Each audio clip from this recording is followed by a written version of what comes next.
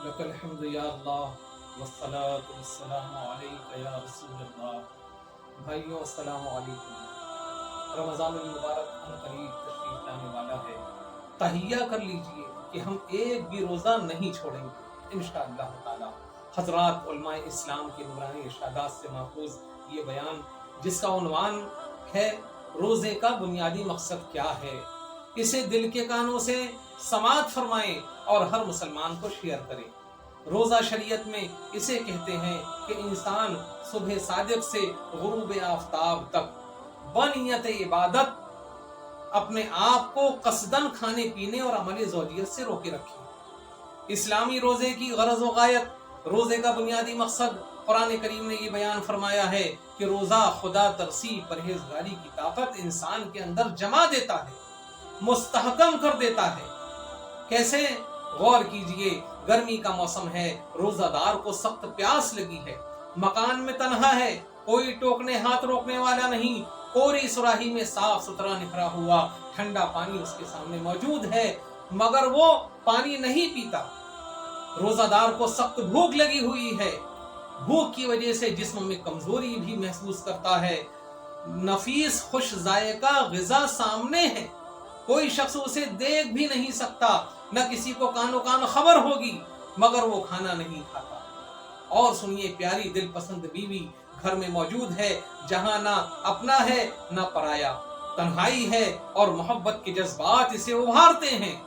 उल्फत ने दोनों को एक दूसरे का शैदा बना रखा है, लेकिन रोजादार इससे पहलू तही इख्तियार करता है, अपने आप को रोकता है। वजह क्या है? वजह यह है कि खुदा के हुक्म की अजमत, खुदा के हुक्म की इज्जत इसके दिल में इस कदर बैठी हुई है कि कोई जज्बा भी इस पर गालिब नहीं आ सकता।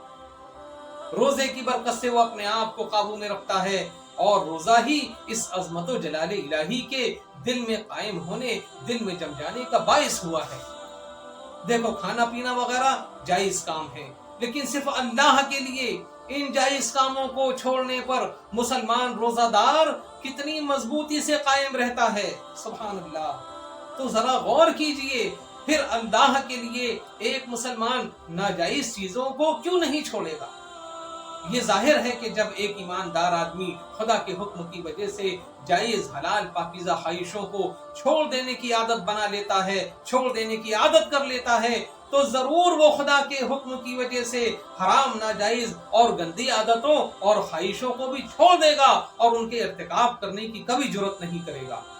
यही वो अखलाकी बरतरी है, यही वो अजीम खूबी है जिसका रोजादार के अंदर पैदा करना और उसे मुस्तहकम और मजबूत कर देना शरीयत का मकसद है। इसीलिए गीबत, फहश बयानी, बदकलामी और बुरी बातों और तमाम गुनाहों से रोजे में बचे रहने की सख्त ताकीदें अहादीस में आई है। चुनांचे हदीस पाक में इरशाद है, जो रोजादार झूठ कहना, लग़्व बकना, लग़्व फजूल कामों को करना नहीं छोड़ता, तो खुदा को कुछ परवाह नहीं अगर वो खाना पीना छोड़ देता है।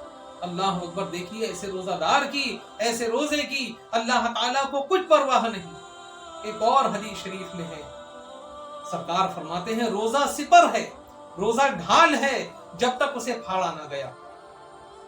सरकार से अर्ज किया गया कि या रसूलुल्लाह अलैहिस्सलातु वस्सलाम, किस चीज से फाड़ेगा? इरशाद फरमाया, झूठ या गीबत से। अलगरज गुनाह मासियत किसी किस्म की और किसी दर्जे की भी हो, मुसलमान के लिए हर जमाने और हर मौसम में हराम है, लेकिन रमजानुल मुबारक के महीने में यही मुमानियत और ज्यादा हो जाती है, और ज्यादा मुअक्कद और अशद हो जाती है। बदगोई, बदनजरी, बदजुबानी हराम हमेशा ही है, लेकिन रमजान में कहना चाहिए कि हराम तर हो जाती हैं।